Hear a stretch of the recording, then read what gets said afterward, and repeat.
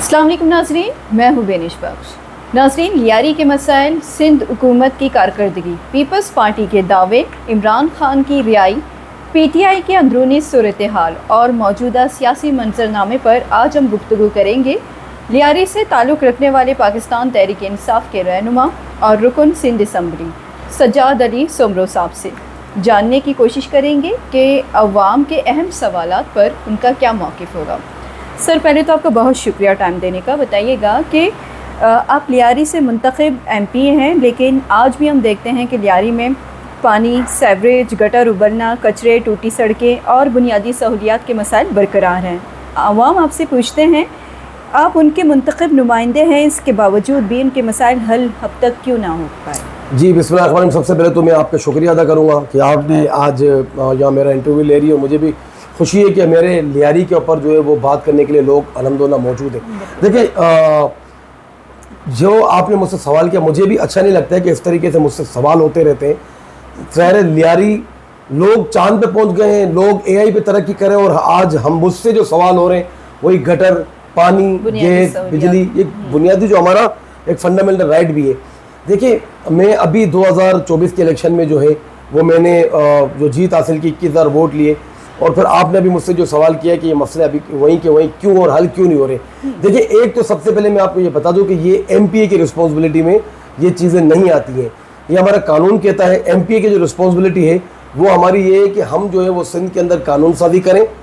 पूरे सिंध के हम MP हैं, लियारी समेत, और अगर जो हमारे इलाके के अंदर मसाइल हैं और सिंध गवर्नमेंट अगर हमें फंड्स नहीं देती तो फिर हम उसके बाद असम्बली में करें, या उन लोगों के मसाइल, जिन लोगों के मसाइल घर की दहलीज तक हल नहीं हो रहे, वो हम बात करते हैं असम्बली के अंदर। और फिर उसके प्रेशर के बाद जो है वो मकामी जो चेयरमैन, वाइस चेयरमैन जो है वो उनको जो है प्रेशर होता है मिनिस्टर की तरफ से, फिर वो जाके काम करते हैं।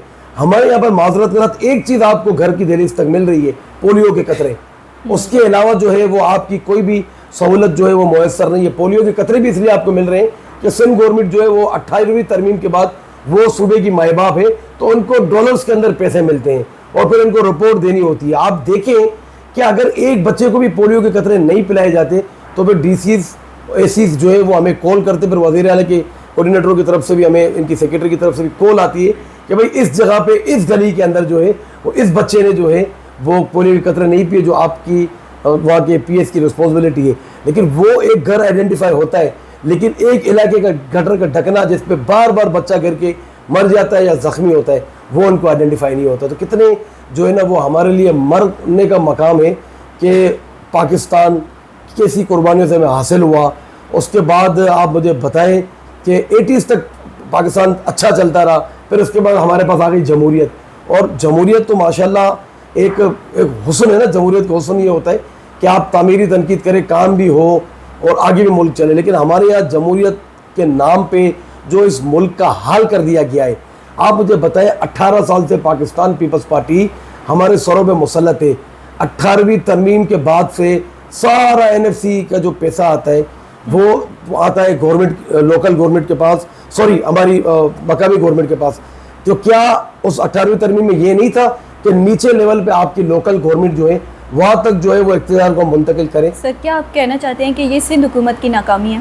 डबल नाकामी है सिंध हुकूमत की। इसीलिए मैं कहना चाहूँगा कि यहाँ पर आज तक कोई अच्छी अपोजिशन इनको नहीं टकराई ना। लास्ट टाइम हमारी PTI की अपोजिशन टकराई थी, लेकिन वो कितने टाइम के लिए थी या जो भी मामला हुए वो मैं उस बेस में नहीं जाना चाहता हूँ। हम इस वक्त जो हमारा फोकस है वो लियारी है, और स्पेशली पाकिस्तान पीपल्स पार्टी और कराची है। तो आप मुझे बताएं, अभी चला आप सब चीज़ों को छोड़ दें, माशाल्लाह आप साफ़ी हैं और आपको मुझसे ज़्यादा इन चीज़ों का पता होता है कि लियारी पे आपने सवाल किया, 1.5 अरब रुपया हमारे लियारी का वो कहाँ गया। आप मुझे बताएं, नासिर शाह साहब से मैंने 2 हफ्ते पहले बात की थी कि वो 1.5 अरब रुपया हमारे लियारी का जो है उसका आप जवाब दें कि वो कौन ज़कूर जिन खा गया, किसके अकाउंट से रातों रात गायब हो गए। तो क्या नासिर शाह का जवाब नहीं था देने का? उन्होंने पता क्या जवाब दिया? सज्जाद भाई आपको मुबारक हो, हमने 5 अरब रुपये का लियारी ट्रांसफॉर्मेशन प्रोग्राम रखा है। ये लियारी ट्रांसफॉर्मेशन प्रोग्राम नहीं है, ये लियारी बर्बादी प्रोग्राम है। आप मुझे बताएं, मिर्जा आदम खान रोड, ठीक है, खुदाई हुई 3 महीने हुए, इफ्तिताह काटा गया कि जैसे यहाँ पर कोई वर्ल्ड ट्रेड सेंटर बन रहा हो, यहाँ पर एफएल टावर जो है ना यहाँ पर बन रहा है, या लंदन ब्रिज यहाँ पर बन रहा है। इस तरीके से हमारे मीडिया ने भी दिखाया। आज ठेकेदार काम छोड़ के भाग गए। जब आप पैसे ही नीचे लेवल तक खा जाएंगे तो वो काम क्या खाक होगा। तो लियारी सिर्फ बर्बादी के सिवा हमारे नुमाइंदों ने कुछ भी नहीं दिया है। और आगे चल के नासिर करीम ने जो बात की थी उस पर भी इंशाल्लाह फोकस करूंगा। सर मैं आपसे दोबारा ये पूछना चाहूँगी, जो जिस 1.5 अरब का आपने जिक्र किया, आपके पास क्या इतलात मौजूद है कि कौन खा गया? देखिए, साफ और क्लियर बात मैं आपको बताऊं, अकॉर्डिंग टू लियारी टाउन के फॉर्मर हमारे क्या बोलते हैं उसको, मेयर जो लियारी टाउन के, उनकी ये बयान मौजूद है सोशल मीडिया पे भी कि जुनेद जेडी और हमाद एंडी खान, वो इनका मेरे पे प्रेशर था और मेरे सर पे इनको मुसल्लत किया था। जब मैं जुनेद जेडी के पास हमाद एंडी खान की करने गया हूँ शिकायत, तो जुनेद जेडी ने कहा भाई आप छोड़ें, आप अपने काम पे काम रखें, आप उसको काम करने दें, वो अगर है तो समझो मैं हूँ, उसकी कोई कंप्लेन नहीं चलेगी।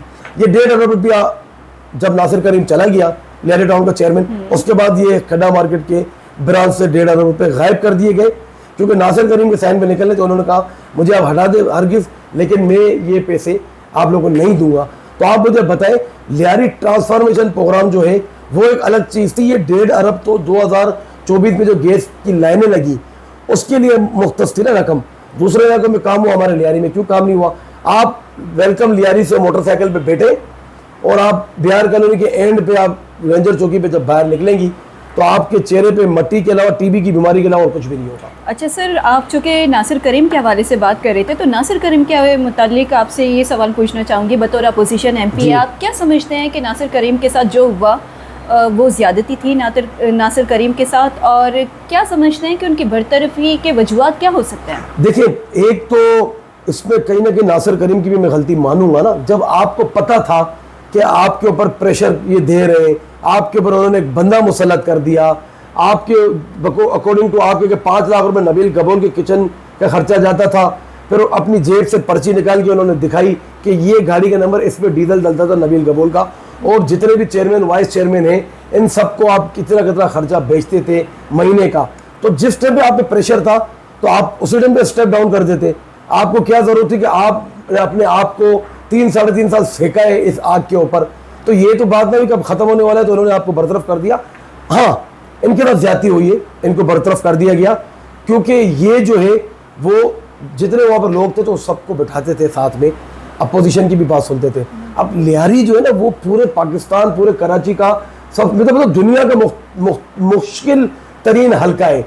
लियारी के अंदर जो है ना वो माजरत के साथ ये बोलते हैं वती वती वाला सीन करे, जो हमारे कच्चियों में बोलते अपने अपनों को करे माजरत के साथ। यहाँ पर आपको बलोच और कच्ची हमारे जितने ये पीपल्स पार्टी के अंदर है ना, ये सब अपने घर की नौकरी के लिए, अपने रिश्तेदारों की नौकरी के लिए, और भाई हमारे रिश्तेदारों को यहाँ लगा दो, बाकी बाहर में गया पूरा लियारी, हमारा कोई लियारी से लेन देन नहीं है।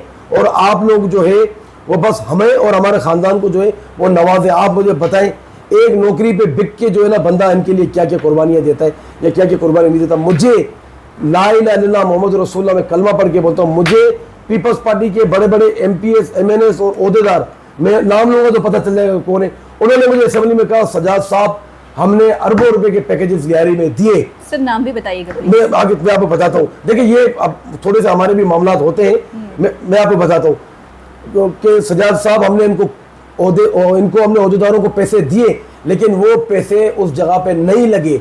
आप मुझे बताएं, लियारी के एक आम आदमी जो साइकिल पे आया पीपल्स पार्टी के ओहदे पे, जब वो रिटायर होकर जाते तो उसके पास ग्रैंड गाड़ी होती है और डिफेंस के अंदर बंगला होता है। तो ये आज के इस प्रोग्राम की तवज्जो से मेरा भी आपसे सवाल है कि आप उन नुमाइंदों से जब इंटरव्यू करेंगी तो ये जरूर पूछिएगा कि आपके पास कहाँ से पैसे हैं, और आप मुझसे भी पूछे तो मैं आपको अपने पूरे टैक्स रिटर्न और सब चीजें बताऊं।